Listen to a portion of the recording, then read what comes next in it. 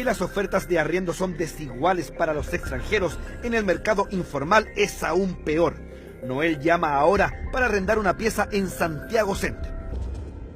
Estoy viendo un letrero en la calle Moneda con Libertad donde dice que hay una pieza por arrendar. Ah, ya. ¿Y usted qué nacionalidad es? Yo soy de Haití. Haitiano. Sí. Ya. Ujú. Ya, sí, si tengo una pieza, vale 150 con luz y agua incluido.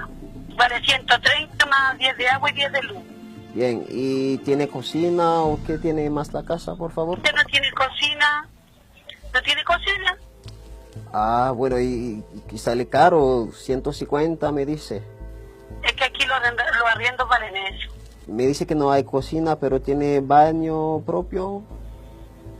No, baño compartido. Ok, muchas gracias.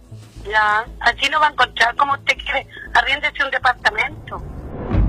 Según Noel, este tipo de tratos son comunes para los migrantes. Y si yo le digo que Soy cambia según la chileno. No, gente, como soy chileno, quiero una pieza. Va a Va a decir decir, que no hay. no hay. Sí. Marcamos el mismo número de teléfono, ahora como si fuéramos un interesado chileno.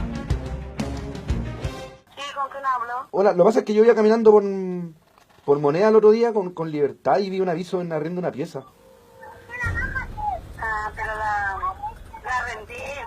¿Para arrendar la pieza? Anoche la vendí. ¿Y cuándo se le puede desocupar esa pieza, no sabe usted? Oh, no sé. ¿Usted qué nacionalidad es? Yo soy chileno. Ya. No sé, porque la acabo de arrendar. Oiga, que me llama la atención porque recién un amigo haitiano llamó y usted le dijo que la pieza estaba disponible. ¿Yo? No, a mí no me ha llamado nadie. A lo mejor él me entendió mal a mí lo que le dije. No, porque yo lo escuché también, por eso. ¿Ay, usted estaba con él? Sí, pues estoy con él aquí al lado. Te estábamos llamando de informe especial de Televisión Nacional.